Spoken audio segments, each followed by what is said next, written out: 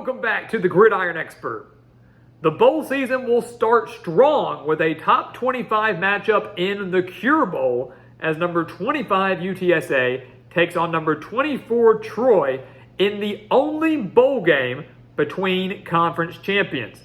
UTSA won the Conference USA, Troy won the Sun Belt. It's the only bowl game where two conference champions will face off against each other. So we should be in for a lot of fun in just the second overall bowl game of this postseason, again, kicking off on Friday. Today, guys, we are here to predict everything you need to know for this matchup between the Roadrunners and the Trojans, and of course, who's going to win this top 25 showdown. No better way to start the best time of the year. So again, guys, welcome back to the Gridiron Expert. We're so glad you could join us today. As always, please continue to like, comment, subscribe, share our videos, and check out everything down in the description below, including our expert picks, guys. We have a holiday special up on our website right now, $29.99. It gets you every single spread pick for every college football bowl game and every NFL playoff game as well. So all the postseason picks for college and NFL all combined into one package, $29.99. The link to that down in the description below. We're beating over 80% of the national analysts this year, hitting over 60% of our bets.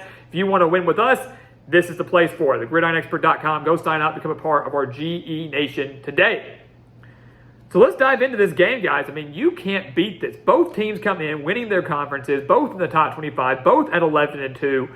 This is going to be a really, really fun game that maybe if you haven't watched Conference USA ball or Sun Belt ball, you don't know too much about these teams, but it's definitely worth watching just because of the style of play that each bring to the table. We'll start with the Roadrunners. We'll start with UTSA on offense, a team that's averaging 38.7 points per game, and it all starts with their quarterback in Frank Harris, who has been the major reason why UTSA won the Conference USA last year, why they did it again this year. He has over 3,800 passing yards, 31 touchdowns to just 7 interceptions, also has over 580 rushing yards and 9 rushing touchdowns. He also has a star wide receiver in Zachary Franklin, who has over 1,100 reception yards and 14 touchdowns. That is one of the best duos in the country, and yet no one really talks about them.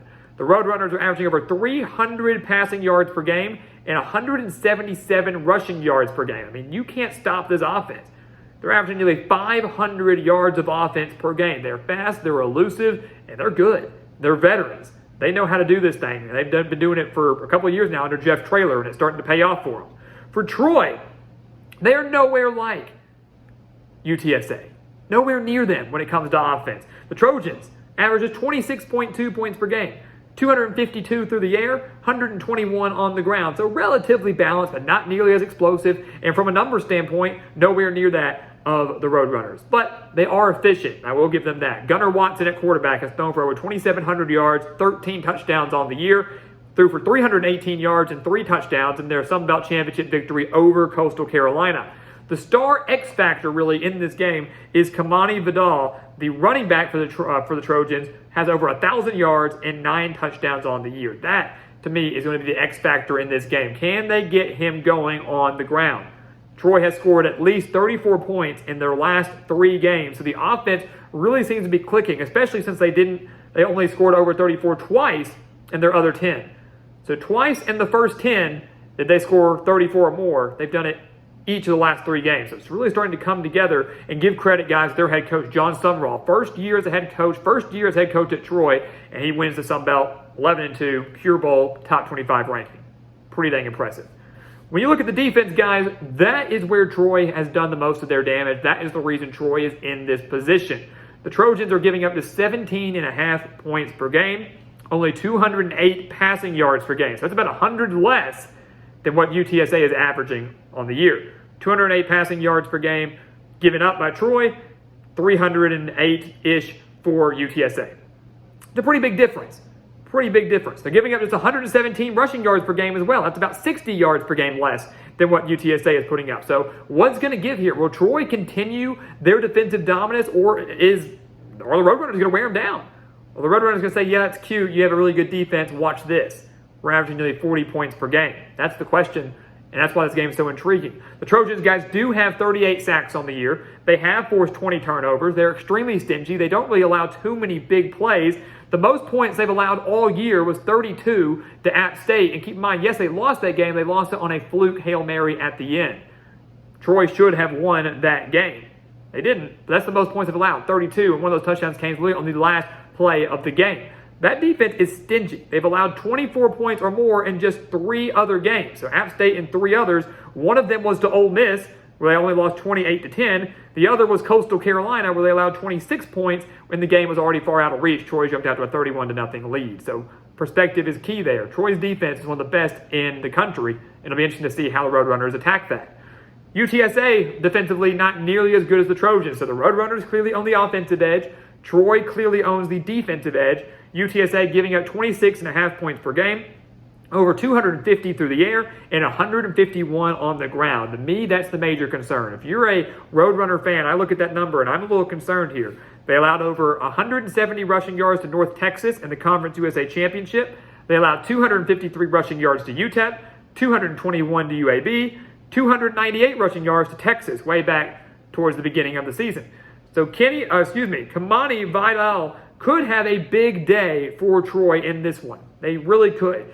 If I'm Troy offensively, Gunnar Watson has proven himself. He continues to play well, but I'm going to try to establish the run and wear down this UTSA defense that's been very porous against the run so far this season. He could be in for a big day, guys, because let me tell you, UTSA is not going to create pressure. They only have 19 sacks on the year. Only 19 sacks on the year. And they have forced 20 turnovers, which is pretty solid, but again, I don't expect Troy to turn over much. If they do, it's going to be through the air. It's going to want to throw 10 interceptions. All the more reason why I expect the Trojans to try to establish the run and ride Vidal early and often in the game. So what's going to happen, guys? What's going to happen in the Cure Bowl? Again, we have the Bahamas Bowl to kick off on Friday. That's between Miami, Ohio, and UAB. We've already predicted that game. Now we get into a top 25 matchup for the last game on Friday. What a great way to kick off what we always say is the best time of the year. And I look at this game, guys. Again, we just mentioned it. Troy owns the defensive edge, no doubt about it. UTSA owns the offensive edge, no doubt about it. Something has to give here. What's it going to be? And I look at the Roadrunners, and I look at what happened last year.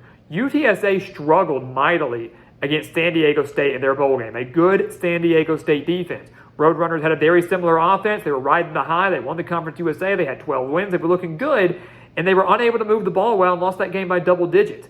And I see the same fate in store for them. Maybe they learned something from that game. Yes, I know it was last year in a completely different team, but they typically struggle against solid defenses, and Troy has one of the best in the country. I just don't see the offense being able to get it done. Troy looked fantastic in that Sun Belt Championship victory over Coastal Carolina. The offense is slowly starting to piece it together. Again, 34 points at least in each of their last 3 games. The defense is significantly better. Defense wins championships, and it's going to win them the Cure Bowl on Friday.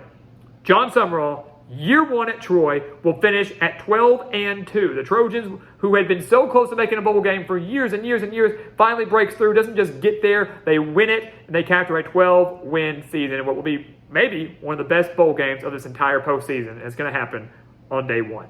So guys, as always, thank you so much for watching us here at the Gridiron Expert on YouTube. Make sure to continue to like, comment, subscribe, share our videos, and of course, check out everything down in the description below, including those expert picks. Again, our holiday special, $29.99 for every single spread pick for every single bowl game and NFL spread pick. So if you want all the postseason football picks, it's combined into one package for one low price. Go check it out. The link, again, down in the description below. And once again, guys, as always, thank you so much for watching, and we'll see you next time right here on the Gridiron Expert. Yeah.